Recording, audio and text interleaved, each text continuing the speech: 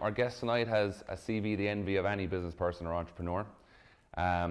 Bobby started his career designing video games for the likes of Doodlebug, Technologies and Emerald Software. After exiting airline technology startup Eland in 2003, Bobby set his sights on the car rental market and played a lead role in probably one of Ireland's most successful startups, CarTrawler. Bobby kind of has had a fascinating career. He's got a lot of experience. He's turned his hand in investing as well, and I want to kind of cover a lot of those themes tonight. I suppose his most recent venture, probably what he's best known for maybe most recently, is Manna Aero, and his goal there is to take Manna, or drone delivery to the world. So can we give a big Startup Grind Limerick welcome for Bobby Healy.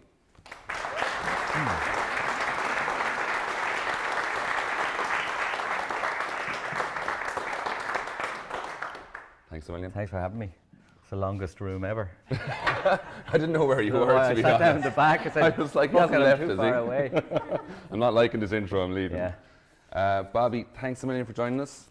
Do I need this? Am I think you need the mic as Do well. I need the mic? Okay. Otherwise, it's just a Oh, video. yeah. So, look, thanks a million for joining us. I suppose Manna is the sexiest startup you can be involved with in 2023. It is. It's drone delivery. They predicted the future so many times with drone delivery, but there's been so many false dawns. So I suppose give us a bit of background on Manna, what you're doing and what you're trying to do in the future. Yep. Manna is drone delivery. That's what it is. So we design, we build the aircraft, we build the whole stack all the way up. We even make coffee. Like right literally from the hardware, which is a pain in the ass, to making coffee. And the mission is very simple: to build the world's safest, most scalable mule that can move things from A to B safely.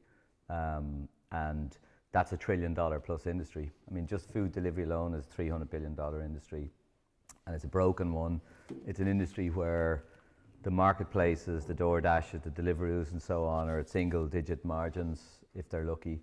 The restaurant is at negative margin for delivery orders. The consumer is paying nearly 60% premium on basket value. So it's a totally shit $300 billion industry that's grown like a weed that needs robotic automation. And we, at the very start of the business, it's just 4 years old now. You know, maybe like the way a child would think, I can't see how it fails. I really can't see how it fails. But yet there's a million different ways every business fails, right? But when I look at this, and a lot of people think it's mad, they still do, they think it won't work, or they think it won't be economically viable, or a myriad different reasons that you can't identify, but there's just a feeling it won't work. We never thought that. We always thought pretty clearly that it would work, and if we're successful, one delivery operator called DoorDash, a US one, probably a lot of people have heard of it, they do 2 billion deliveries a year. And just that one operator doing 2 billion deliveries a year shows the appetite in just one country. Yeah. Kind of shows the appetite for moving things around. And that's just, as I said, hot food, which is probably one of the lesser frequent items that adults order. Actually, adults mostly, in terms of perishable products, coffee is the number one thing. Yeah, right, they you buy. mentioned that a few times. Yeah, and that surprises most people. I was like, how do you deliver a cup of coffee by a drone? Yeah, Seems fraught with risk, you know. It is, but it works. Yeah. And Guinness as well, and eggs and onions and broccoli and condoms and you name it, we've delivered it. 6,000 different products. Some you'd be ashamed of. How late do you go delivering? Like, what's your latest delivery or earliest delivery? Is that right now we fly till 9 p.m. Okay. There's a cut-off at 11 p.m. for certain traffic levels and stuff. So we kind of, even though we don't have to stop then, we won't probably fly after 11 o'clock for the early stages. But the fun fact, the world's most profitable last mile delivery item is a pack of 3 condoms after midnight. So You heard it here first, now, folks. it's probably not a very scalable business, but it's a high margin business. Most people think, when they think drone delivery, and the experts around the world, and this is one very particular industry where the experts, all the armchair scientists, think that pharmacy and medicine and all those things, those are the use cases for drone delivery, and they're 100% not. I mean, the average adult purchases a pharmacy item once a year. It's 1.4 times a year, and that's not a business. But the average adult has a coffee every single day, and if you can get them a nice hot pastry in their hand, that's a high margin, high frequency, high penetration business.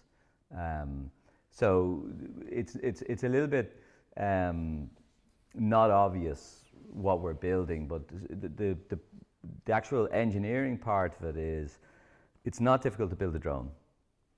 And it's, hardware is a pain in the ass. Hardware that flies is a giant pain in the ass. That's regulated and that flies over populated areas is as hard as it gets. Yeah. And then the law of large numbers come in, right? Because if we want to do those 2 billion flights a year or 10 billion flights a year, you get into... Your 2 billion is based on your DoorDash numbers, right? Yeah. Yeah, okay. Those are current numbers, but the thing is, their average delivery time is 24 minutes. Yeah. Has anyone had a box of McDonald's fries after 24 minutes? Oh, they're horrible, yeah. It breaks down into arsenic and sawdust and all those things, right? Deconstructed fry. Yeah. So with drone delivery, with our system, our average delivery time is 2 minutes 40 seconds. So that's anywhere in Balbriggan. Anywhere to the extremes of Balbriggan, right down. But the propensity to order, it doesn't change 200 meters out to 2 miles out. It's the same. Yeah. So it's not distance, but we can fly to the extremes of Balbriggan in 3 minutes and 12 seconds. What's the long? Yeah, what distance are we talking about there? Just for we only fly 2 kilometers out and back. Okay, that's it. But that's Balbriggan. Yeah, and that's most of Limerick city centre. Yeah, when you get to. There's probably about 50 towns in Ireland that are between 50 to 500,000 people, and the sweet spot, we think the sweet spot, you need to break even at a location level, you need to get to about 100 to 200 deliveries a day, and we do that with probably 3 aircraft, and that's break even point. So a go-to-market business probably sensibly would cherry pick population centres, so it'll pick in the case of Ireland, Tallinn, Blanchardstown, Balbriggan and so on, and then it'll go multi-market, and you'll try to create a leadership position in the markets by cherry picking population centres. And there, we'll expect in Balbriggan we'll peak at about 500 deliveries a day, so it'll be highly profitable, and the population there of about 30,000 people. And it's a town by town rollout strategy, I'd imagine. Like, you can't go extremely big too fast. It's just too fraught with risk and legislation and... Yeah, well, actually, so it's an unusual business in we won't scale for another, we're 4 years old now, probably at least another year, if not 2 years, before we'll be ready to scale, safe to scale. So what we're doing now is trialing. So we did Moneygall, and then we did Oranmore, and now Balbriggan, and each one, Moneygall was 700 people, Oranmore is 10,000, and then Balbriggan's 30,000-ish, and our next town, which I can't name, is 110,000 people, and we'll do 1,000-ish deliveries a day there. Yeah. That's by far the world's most complex drone operation, and to be honest with you, the amount of deliveries you do isn't really a factor in the complexity of it. It's just the reliability of the systems and the oversight that you need to have to make sure, everything's okay. So there's a lot of that. So it's not valid to scale it, because our unit economics right now are every delivery loses money. But we have in sight that probably this year, I would be surprised if we don't achieve it this year. We will have positive economics on a per unit basis. So in other words, every flight makes money.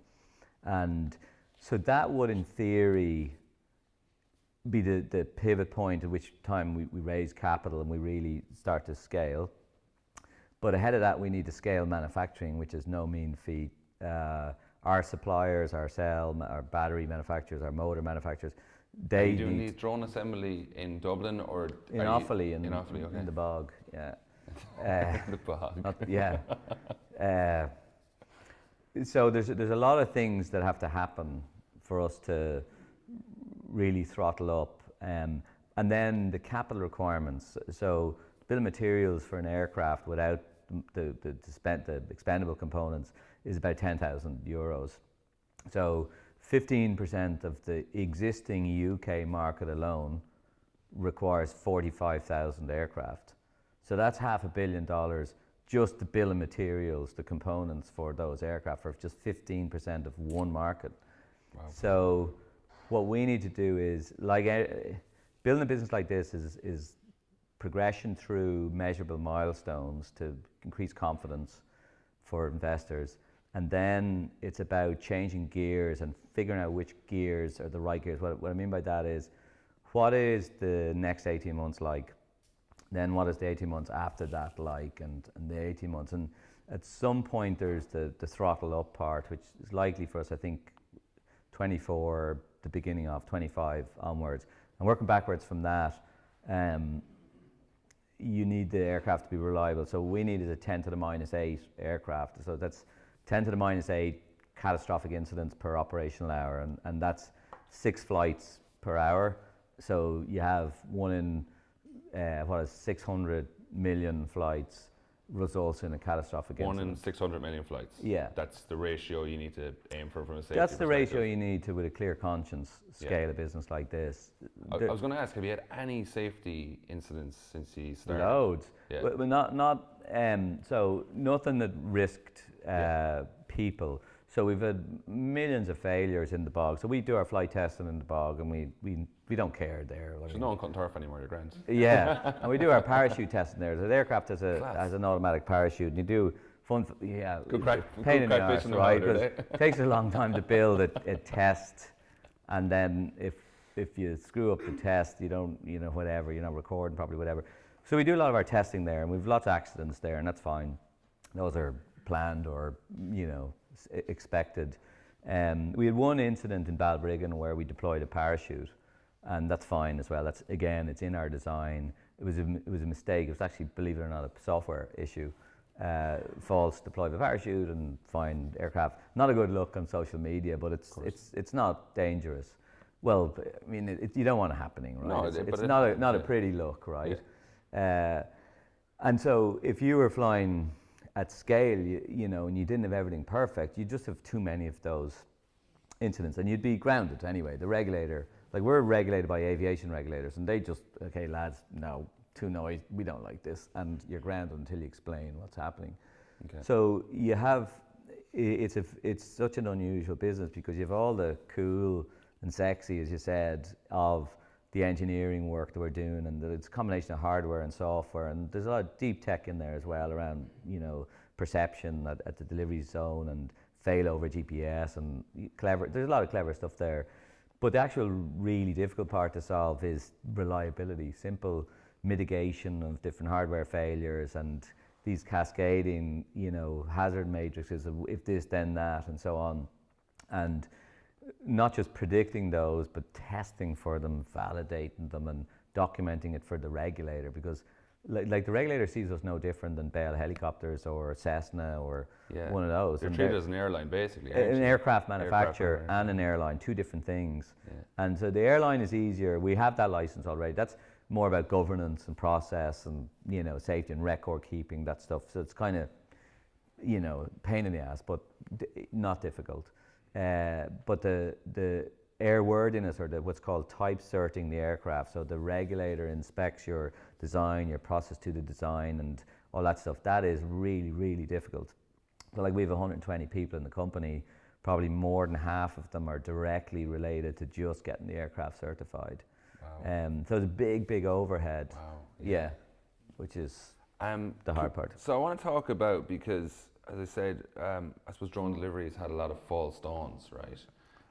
So Airware are probably the most high-profile disaster. $180 million raised and shut the company down. And there's been countless other examples. I was read a stat there: $2.6 billion has been pumped into drones between 2012 and 2019. I'm sure he'd love. They weren't pumped into us. I was going to say. I wouldn't be here now.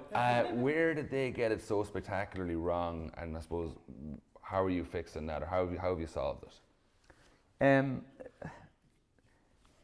So the famous one is Amazon, right? I mean, Amazon were first out of the blocks, big brand to put belief in drone delivery, and that's more than 10 years ago now.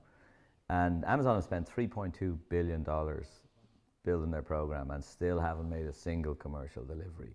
And they should be ashamed of themselves. Big institutions, big technology companies spin up these fun projects. And everyone wants to play in that little playpen. But your career doesn't progress much in Amazon if you're in Prime Air, nor does it in Google if you're in the X projects, their wing drone delivery program. These are standalone things with really no career progression. So they're for people that want a bit of fun, right? A bit of, I want to do some cool engineering. And that's not a good formula for getting milestones under Hard the belt. commercials. Yeah, because unlimited funds available, so no time pressure. Yeah. Unlimited, so you need no visible progress because no one cares inside because the money will keep coming. Yeah. In fact, arguably, you don't want to make any progress because then the focus will be on you. Yeah. And so you just keep playing, you keep playing with the toys and you have a good time, and purposely sabotaging you learn, and so they're not real businesses. And I don't want to take from them because they're really, I know these guys in Prime Air and in Wing, and we speak quite a lot, and they're a really smart bunch. But just, if you want to get something done, you don't start with 700 people, you start with 5. Yeah. Yeah, and so small companies are always going to prevail. No matter what you're building, small companies will nearly always prevail so long as capital is not a constraint. And so I don't call Amazon or Google as failures. They are what they are. In fact, Google with their Wing drone delivery program, and they've only spent $1.5 billion. They're live, and they're the biggest in the world. They're bigger than us, and they're more advanced than we are. They're probably at least a year ahead of us, but we're making good progress, and I believe we'll be head to shoulder with them soon enough. Is that the goal, to be the biggest in the market? No, the goal I think is, the goal right now is safety. So safety is the enabler, the remaining enabler for scale. It's not unit economics. We know the unit economics work. If you have positive economics, capital won't be really a constraint. There'll be unlimited capital, I think. So the holy grail right now is to be able to say our aircraft is safe to fly 10 million flights a day, and there's not going to be any news at all. It'll be boring and it'll just work. So do you need a big competitor though to make things cheaper? Like you think of Tesla and car batteries. Do you need a big player to make the market more desirable, to buy more materials, to create more of an industry, to make things cheaper? Is that? Usually you do, but we're not a consumer-facing business, or we don't plan to be anyway. We plan to be logistics business, so we want to power everyone. We want to power Tesco, we want to power the local chipper, local coffee shop, we want to power DoorDash, we want to power them all. And the reason that's a sensible strategy is because we're an infrastructure play no matter what, right? To make drone delivery happen, you are providing infrastructure, you're maintaining it, and so on. So utilization is key, and the better your utilization, just like a low-cost carrier, the better your margins. So that, consequently, you want to power all demand and have no competitors for the actual work. So therefore, we want to be channel agnostic, partner agnostic, and just every single thing that moves in any given community, we want to be the ones moving it. And so our price point will be into our B2B partners, the McDonald's, the Burger Kings, the whatever, right? So will there be a monopoly? No. Will there be a strong first mover advantage? Yes, there'll be a huge one. But I don't see the consumer being affected by it. And if we do our job really well, we'll almost make ourselves redundant, because it should be that the consumer doesn't even care that it's drone delivery. It's just to them, like the people in Balbriggan, it isn't even drone delivery now. It's just delivery. We have people there over 200 orders, you know, in just 12 months. You know, Yeah, people, the absolute power people users use who are the just shit out of it. fascinated. Yeah, Yeah. yeah. Well, power users, there's some nerds that just keep ordering and love it, right? One thing at a time. One thing at a time, one onion, two onions. And then there's people that really use it for utility.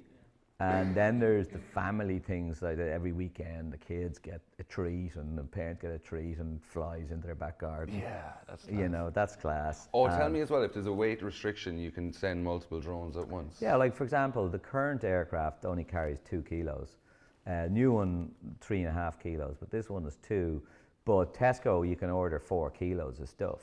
And we don't even tell the customer, but 2 drones fly out there, you know. Class. And that's the thing with robots, they don't give a shit, you know, and they don't get a tip or nothing, right?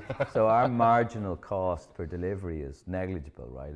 So therefore we don't care either. But now it's not you don't want to be doing that. So the new aircraft is, volume is a harder problem to solve than weight. So weight is just linear connection with energy, and the other linear connection is wind speed. So, but volume is problem because the more volume, the bigger the aircraft, the bigger the body shell, which is. And they're quite big as they are. Yeah, the new one is 1.8 meters motor to motor, Yeah. so it's big. Casts a nice shadow as it flies over. The current one is the size of a golden retriever. Okay. It's good one for scale. Yeah, that's scientific. I suppose I want to talk about your motivation as well, because you've had a fairly glittering career by all accounts, and you spent 15, 16 years in car trawler. A lot of guys would have said, you know what, I've had a good run, hang up the hat, you know, maybe do a bit of, keep the investing going, maybe do a bit of advisory stuff. What was the hunger and the desire for Manna? So I was bored in car trawler the last 14 years. Car trawler was a great business, but it was a really boring business. It was a business, right? It was a good strategy, simple technology implementation. It was 600 people, so small enough. You know, and my role, I could have left car trawler. So I was there 14 years. I could have left car trawler after 7 years, and there would have been no difference to the outcome. You know, it was just charging, and we built a good team together, great sales team, and so on. So I would say, and the same in my business before that, Eland, which I sold, again, was embarrassingly boring business. So I'm almost ashamed of those 2 businesses. And really the only work I'm proud of pre-Manna was the video games work I did, because I'm writing all the code and building the game, and I'm very proud of it. Now, absolutely shit games, but technically the best work I've ever done and most enjoyable. And so Manna was, I was thinking, right, okay, what'll I do? You know, I don't get anything out of investing. I'm not interested in investing. Don't enjoy it. I was writing loads of angel checks, and I really don't enjoy it. And I don't have the diligence or the, you know, the discipline, I think, to be a good investor. So I'm not going to do my own fund or any of that stuff. I'd probably be pretty bad at it. But I do love to learn, and I love technology. And I was already learning about drones, and I was learning, you know, I was kind of upgrading, because I'm a programmer, for those that don't know. So, you know, every language, Java at the moment is my main language. But drones interested me because they have many of the technologies that are in our phones, right? The accelerometers, the gyro, solid state sensors, the battery, lithium ion battery management systems. So a lot of the same systems in there. And drones had DJI drones had very, very rapidly, in the space of 4 or 5 years, they'd commoditized all these components and added motors and props and ESCs. ESCs are the digital controllers that convert the digital signal into an analog output to the motor.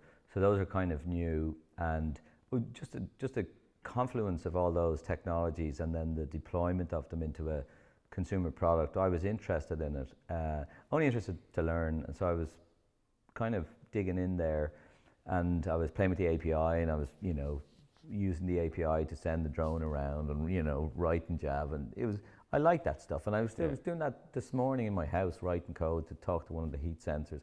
I like that. Yeah. So, but at the same time, You're happy in the workshop, I think. yeah, but I'm not an academic. You know, I always want to be building for an outcome, and then it became clear to me quite quickly that drones could be engineered in a way that they could be used for delivery. And the local, I know, this story comes out quite a lot, but it is true. My local chipper was, you know, my first conversation. I went down to them. There's this guy, big guy, sitting in a diesel car, waiting outside the chipper, engine running, you know, and it's not a good look. This guy was not, you know, he won't be in the roads of Tralee. Yeah, he looked like he was his own best customer. Yeah, and the thing is, he was their delivery driver. And I went in and I says, "What's the crack with your man outside?" "What do you mean?" He says, "Well, is he busy? How many orders does he do a night?" And he says, "Well, about 4 or 5." And he's there for 5 hours. So I said, "What do you pay him?" "Well, we pay. He gets €5 a delivery, and €5 a delivery. So he's there for €5 with his engine running for 5 hours. You know, so it's like that's ridiculous. Yeah. So anyway, the point is, I had made myself comfortable with the tech. I'd seen that there was clearly a need, and then I did some research on it, proper actual research, and it became pretty clear that there was gigantic industry suffering with a huge problem that I believed you could solve with drones, and that's 4 years ago, and every month that passes I get more and more conviction that it's, you know, really not just going to happen, but it's going to affect every single suburban home on the planet. It's going to touch every family, every person in the world, because everyone is going to use drone delivery for everything, because it just works so much better, and the economics work, the physics work. It's just so much better than using the road and using people to do things that, and there is no noise issue, all the usual perception problems. There won't be a safety issue. Noise is certainly not an issue.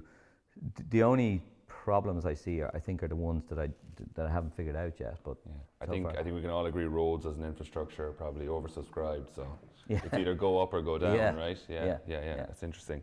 You're a fairly fastidious planner by all accounts. There's a good anecdote of you with an Evernote book or an Evernote app, and just taking note after note after note after note after note, and organising, and kind of get us into that mindset of planning that you go through. Yeah, obsessive compulsive it's called. Yeah, and that is a sickness, and I do have it. Yeah, and for Manna it was, I use Evernote, and I was starting to write my notes, and as I think of things, write them in the note, and then every now and then review everything, reorder things, dig in further into this line, that line and stuff, and it's grueling because I can't switch off. You know, it's just non-stop, and it helps me because I'm not that smart. I'm average, I would say, intelligence. Very smart. No, I would say blunt tool can cut bread, right? No, I'm not. I'm no smarter than most, but I'm extreme about the detail and focusing on what I would say is a pragmatic, achievable outcome, and creating clarity around what needs to happen and what sequence needs to happen. And funnily, with Car Trawler, I wasn't really sure. Like, there was a lot of steps that we made in Car Trawler that we didn't really know was the right step, and you know, we're unsure, and certainly we made a lot of missteps and undid things and stuff. And in probably most businesses, it's not clear what the next steps are, and you're kind of waiting to see what doors open ahead of you. Whereas with Manna, it's really black and white. I know exactly what the steps are, the order they need to happen in, more or less how difficult each one is, and the skill set I need for each of those steps. So Manna's a nice business in that sense. No, look, it's great in every sense because it's such an interesting business. And I also love, this is the first business I've run that loses money. We lose about $1 million a month currently. And that doesn't bother me, but it's the first, so therefore it's the first time I've worked in the VC world to get funding, and that's, you know, I like it and I don't, because it's a very unstructured world, it's really based on manipulating people with stories, I think, more than with facts. and you try to create some facts. Are there any VCs in the audience? They know what I'm talking about. But it's more about creating, not an illusion, but creating confidence and trust in your vision with an absence of proof, right? Yeah, and then Like and then corralling them when you have a bit of a bite. When you have a bit of a bite, it's then about turning the back on them and ignoring them, you know. So it's not unlike dating. It is, you know, there's some weird science to it or behavioral stuff to it. And I find that very interesting. And I must say, I really enjoy pitching the business and selling to the VCs and, you know, taking the what they think are the hard questions. Are you better at fundraising now than you were with Eland? Well, I didn't fundraise with Eland. I was bootstrapped. It was profitable amazing. the whole way. It was like, Jesus, it was great business. Dream. A dream, yeah. Well, yeah, but like hard to scale because like 70+% of the revenue was services revenue and 30% license revenue. So hard to scale because you need people for that. But it was a very high margin, like 60-70% margin business. Fantastic. Yeah. Yeah. And so that was bootstrapped. Car Trawler was bootstrapped too. You know, it didn't need any investment money. And then we did 3 different private equity rounds where we took money out and kept going, restructured it. So there was no need for, like with Car Trawler was just pure numbers. It was like, you don't need to tell the story, just show them your P&L. And that was the story told. And that's the great thing about private equity. They don't want to hear your story, they just want to see the numbers. Whereas with this thing, with Manna is very much, you know, with all VC, right? It's very much, you're hoping to convince them that there's a huge future. Yeah. And not less so that you're the guy to do it, but certainly that's part of it.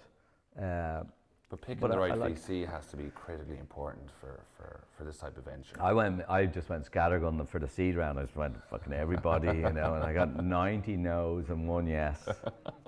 That's the game. But Not yeah, so strategic. Sorry, I've definitely learned to be more tactical about fundraising. Yeah. And 100%. So I did this. I've done 2 Ds, 1 convertible, and so I've done 5 rounds for Manna so far. Yeah. And I'm definitely have a process now, have rules now, and there's a filter, and I can actually outsource some of the work in creating the filter and doing the top of funnel stuff based on some simple rules. So I'm more efficient now, but better I don't think so. Funnily, because I think the conversation you have for a seed round and a Series A and a Series B are completely different conversations each time.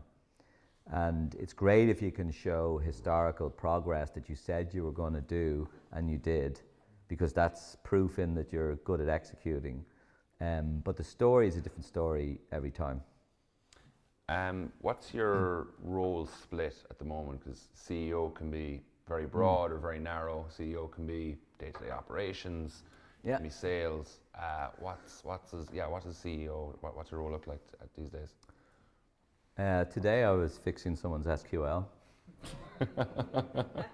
Alan Hicks actually, he was stuck. He's our CTO. Okay.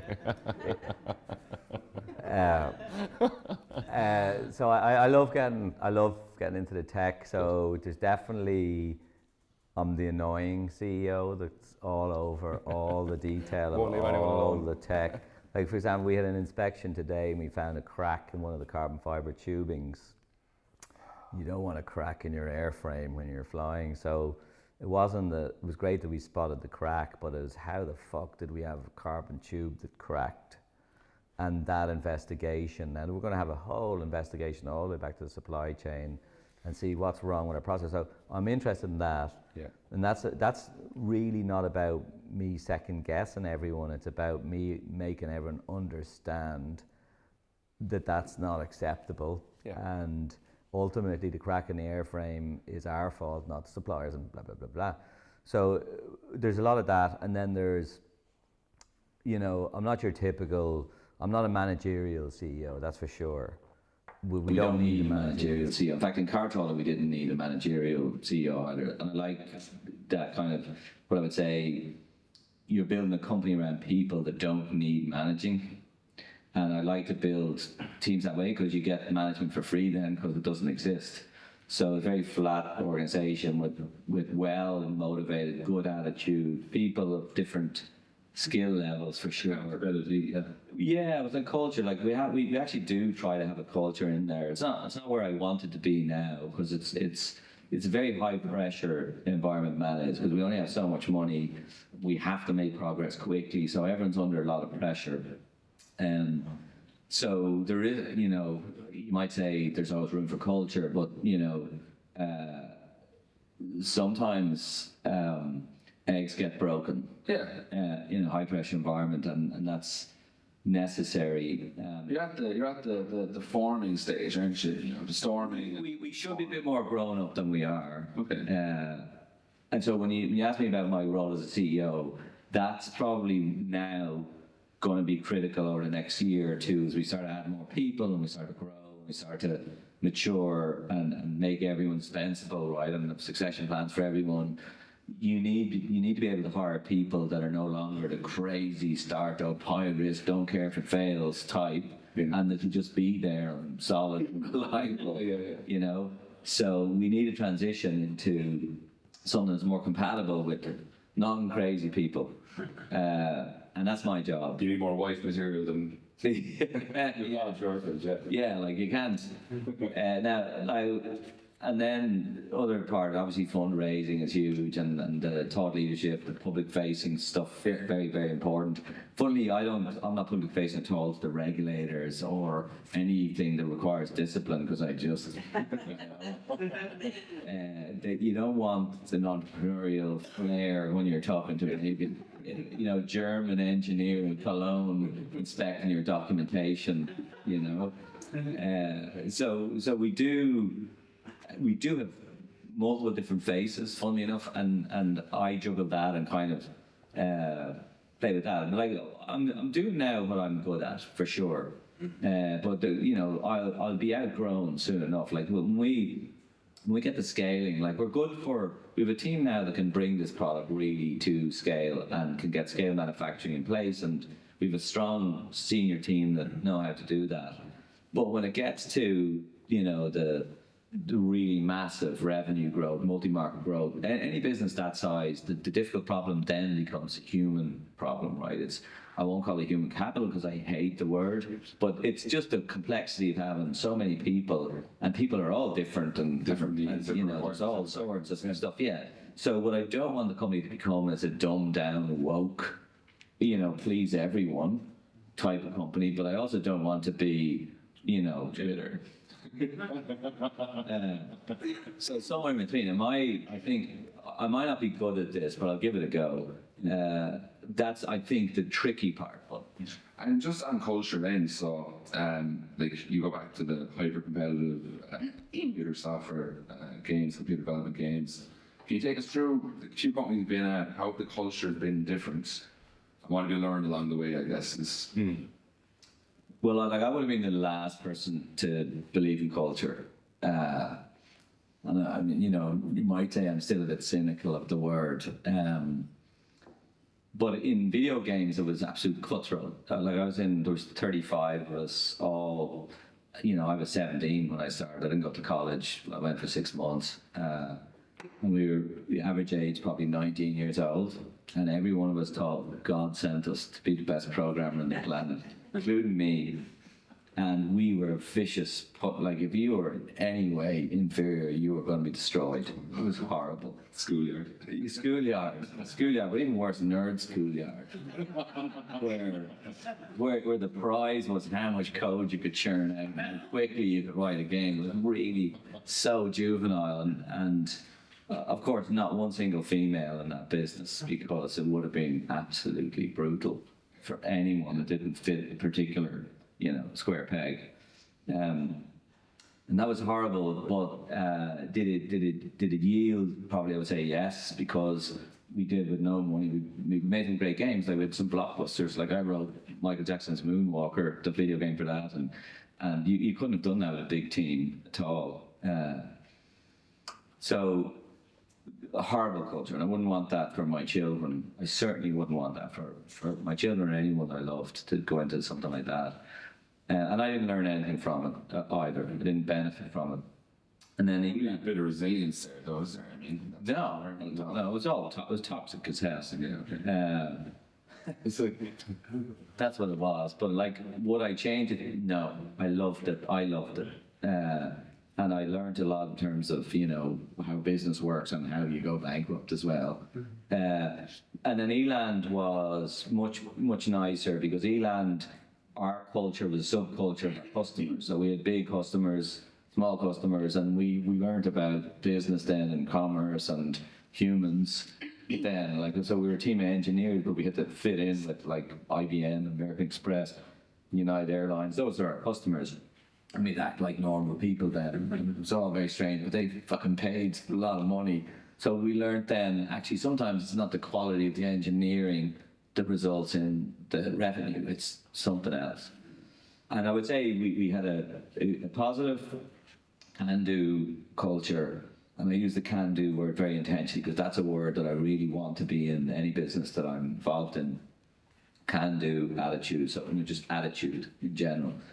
And then just while you're on Eland, because I'm conscious that everyone will probably be aware of the company, but give us a brief synopsis on Eland, what you did. yeah, see, Elan was two things. It's funny. It started off the first 5 or 6 years, but it was DES on workflow thing that connected the mainframes through terminal emulation and parsing and UI automation to enable, for example, a call center to connect to old shit systems underneath and have a UI in front of it. This was pre-Visual Basic, pre-TCP/IP, really. I mean, there was nothing. A lot of technical words I have no idea. But Well, so it's very, very vague. It was like I wrote that code in 1991. So there was no mobile phones, there was no internet, there was no TCP/IP, there was no network level. You were doing a thing called NetBIOS and Token Ring. It was really horrible.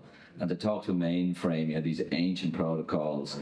You had to dust off the manuals if you could even find them. Really, really difficult stuff to understand. And so we wrapped all that up and made it look pretty and sold the shit out of that software. Really, like one deal was $25 million with American Express. Yeah, wow, great. Like I was 22 doing that deal. And it was not just the numbers, that's yeah, 22. that was back then. That was back then. Money. Yeah.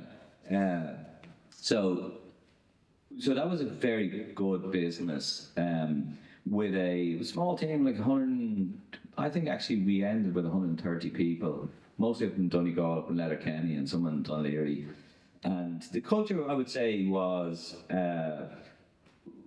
quite a nice culture. It was kind of like you still weren't skateboarding around the office and eating the free snacks, but everyone felt safe. White.com bubble. Yeah, not quite. But it wasn't bad, you know. And but that business was underperformed because we never took on external capital. We should have. So when we sold it in 2003. We sold it for a fraction of what we should have sold it for, but fine, made loads of money and everyone went home happy.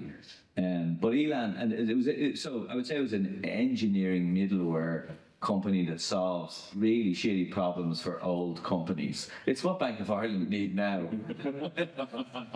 Like they're still in that. Yeah, I know there was other, but the banks are still in need of that software 40 years later, or 30 years later. Like, it's mad. But it's good business, right? If you could be arsed. But, you know, you could build that business and make 10 million quid in 3 or 4 years if you wanted to.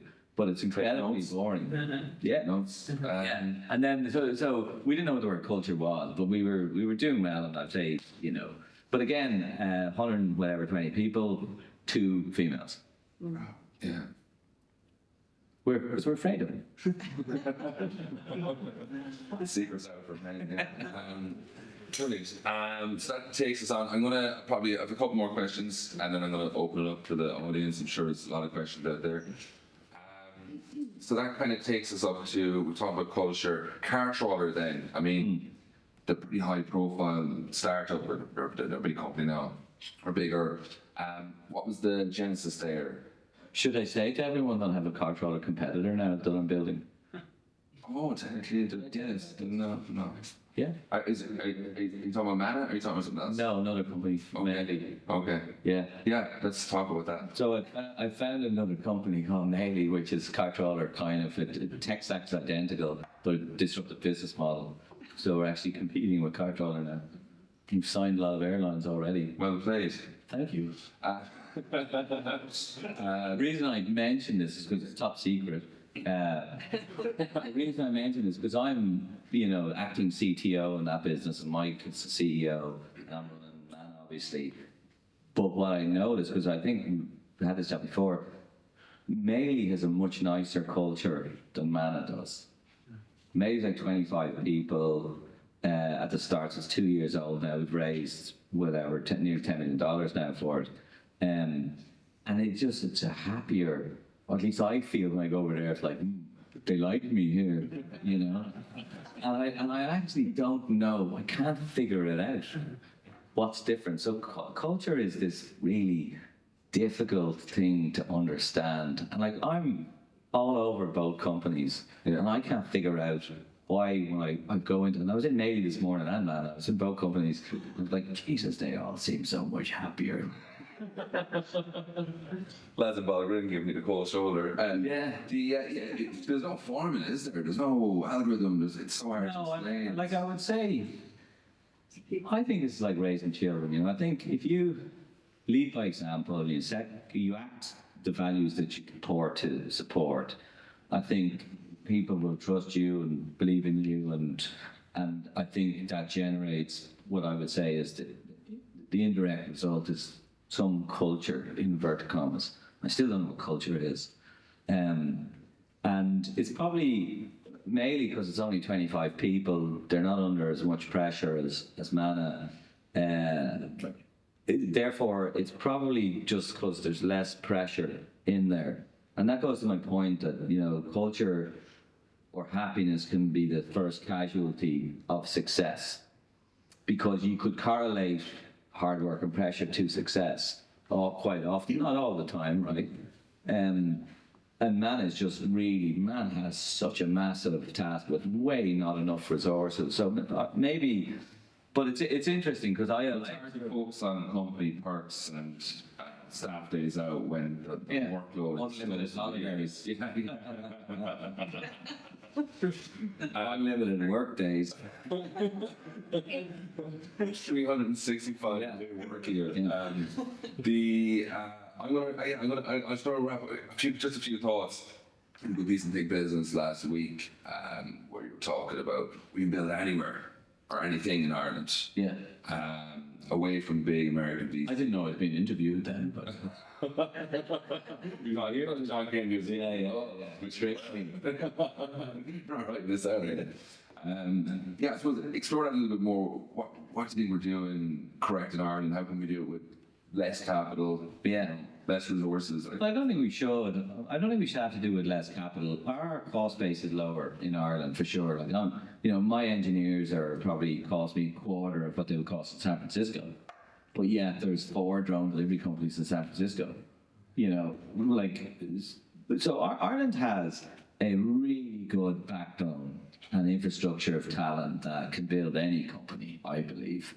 And I hate to say this, but there's even one in Limerick, building something to do with cars. I don't know what the fuck they're doing, but it seems really good. The point is, we have the talent, right? And we have the entrepreneurial flair, and we have, what we're missing is capital. So my Series A round was $25 million Series A round. There was no way an Irish VC was going to lead that. And Molten led it in the end, arguably with an Irish footprint, but the UK firm. And my next round, my B round, needs to be a big B round, like $50, $100 million. And, Ireland's just not going to be obviously there, right? So a lot of people in my shoes might say, I'm just going to go to America to build this business, or London, or wherever. And I don't think that's right, because I think the other supports that Ireland has. Like obviously, we're English speaking, we have a great attitude, shit weather, which is conducive to productivity. But in my case, I have the regulator, the Irish Aviation Authority, that is a world leader in aviation regulation. Industrial saying 80-90% of transatlantic flights fly through our airspace. We have a very pro-business government, which means a lot. It's not just lip service, with a little bit of grants here and there. They genuinely want business to succeed, and they cheerlead business. And for a small tech company in any country to have the leader of the country come to see your operation twice, it is meaningful, right? It does. Like, it boosts the team, but also that synergy between government and regulation. So that the constructs that you need for a business like ours is, you need obviously financial support, but the government support translates really into policy, which is Ireland wants to be a leader in drone technology. It chooses different segments, and it wants to consciously be a leader. And that flows all the way through to giving the regulator the license they need to invest in our space. If I was in the UK, I wouldn't have come anywhere close to our success in Ireland. And in fact, if I was in the USA, I'd be waiting another 3 or 4 years to get to where we currently are.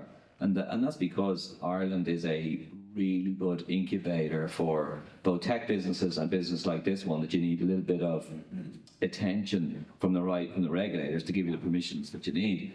So I think there's no reason we shouldn't be able to build the biggest company Europe has ever seen in Dublin and in Offaly. And I can't see any reason not to. And like, you do hear from some geniuses, but the talent pool isn't in Dublin, blah, blah, blah. But it is. The talent pool is absolutely in Dublin. And the best people that I've ever hired have absolutely no CVs. Shit CVs. Like, random, but the right attitude. Commercial, pragmatic, good enough engineers. And some of the best CVs I've ever hired have been the biggest disasters.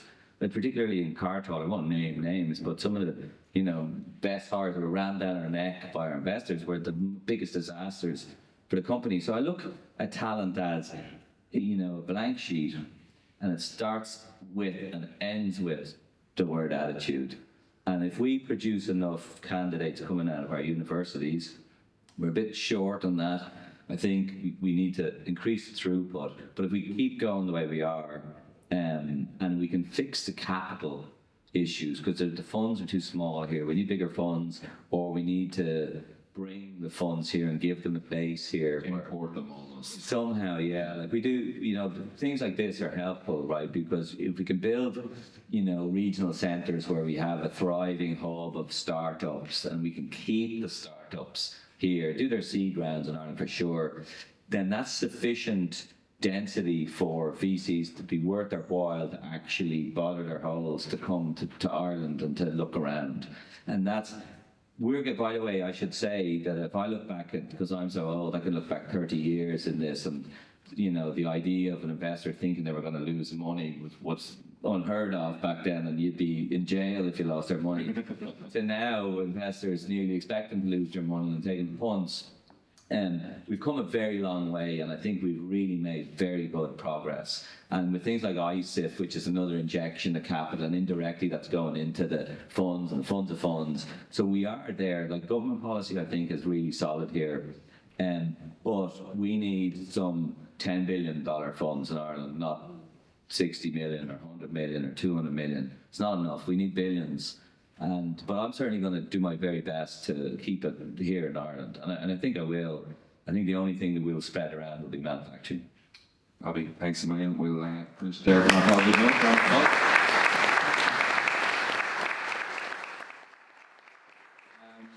So, stick your hand up there if you have a question. We'll send the mic down. There we go. And then in the already. Hey, Bobby, thanks. Good. Great to hear the onion mentioned again. Replaced by condoms now, so Yes. it's going to be interesting. Profitable onion. Yeah. Just a question on exit strategy, not necessarily specifically Manna's exit strategy, but when you're a founder, you're building a startup. It's the love of your life. It's and to try and pitch it that you're going to leave it. Actually, I've never had any emotional attachment to businesses that I've run. Never. And I think there's a lot of people that would be like me in that regard, and some that are emotionally attached. And I know some founders that I've invested in, and the idea of selling their business bring them to tears, and that doesn't make any sense. What's important in life is what you do, that you're enjoying yourself, your family, your friends. That's what's important in life. So a business is a project. It's an amount of time in your life that you enjoy, hopefully, doing. You're building yourself, but you're enjoying is the key. Now, we have realities as well, right? So the exit is absolutely critical. So everyone should be planning an exit right from the start. And certainly with Healy, I know exactly when the exit is, I know who it's going to be to, and I know what to get there. But Manna, slightly different. With Manna, slightly different because I think we should really roll the dice. We should be playing roulette, not blackjack with Manna. Like the opportunity is so big that I prefer to come out with zero or come out with, a big number. But I have the luxury, right, that I can do that because I've had some successes before. So I can act differently than I would advise myself to act if I didn't have the previous things, right? So, and funny, going back to Eland, I sold Eland because my partner in the business, the co-founder, he was risk averse because he was 60 at the time, and it was right for him to take the money and run. And I was happy to keep rolling, but it was right for him. And it worked really well for me as well. So what I would say is, it very much depends on, at some point there's a curve in the business, the return rate, right? You can be idling for 10 years and not increase the value of the business, and you're wasting 10 years of your life. Or you need to determine that first, right? Where's the graph of value that you can create and keep adding value, and how hard is that, and how much time does it take? That's one thing. And then your own personal situation, right? Whether you have, a house or children or family or whatever, right? It is a very personal thing. But the biggest mistake, I would say, is to believe that there's some human or attachment to your business because it's your baby. It's not. Business is a project. It should always be considered as a project, and it should be an enjoyable one. And if it's just enjoyable to get the check at the end, that's a very valid way to enjoy yourself. But pick a time for your business, shape up your business, think where can you get it to, and say therefore I can sell it for this. Get advice on what's needed, what the mix is for your particular type of business, and get out and do something else. And can I follow up on that? Yeah. Just even on a slightly more personal, what does success mean to you?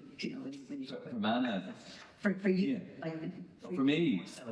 So when you look at that strategy about exiting business or anything else, we had a conversation yesterday with a bunch of founders, and it's like, decide what success means to you, because you can be successful in so many different ways. That's a good point. I feel I've already. Manna's already a success. It may not be a financial one, but I think we're now second in the world at drone delivery. We've done that in less time with less money than anyone else, and we've made a big name for ourselves and for Ireland in doing this, right? For me, success for Manna, like the extreme success is we IPO business, and it's the biggest business ever. And I may not be at the helm, but to bring it there, right? Failure is, well, there's no failure now. We've succeeded, right? Even if we go out of business, we've succeeded. And compromise would be selling the business, and we'll have offers to sell the business probably next year, I would say. And I don't know what the offers look like, but I think we'll be an attractive asset next year to a number of players. And the only reason I would sell the business will be if I fail to raise sufficient capital. And that will be partially down to me and the team, but more down to the markets and what state the markets might be in next year or 2 years' time. So we've enough cash now for another 2.5 years to run the business in its current state. And so we have probably a year and a half to make significant progress from our last fundraising in order to raise more capital, blah, blah, blah. So the point is, for me, the failure will be failure to raise sufficient capital such that the business is constrained enough that I won't be able to generate enough growth and value from it, so therefore sell it. And I wouldn't think twice about it.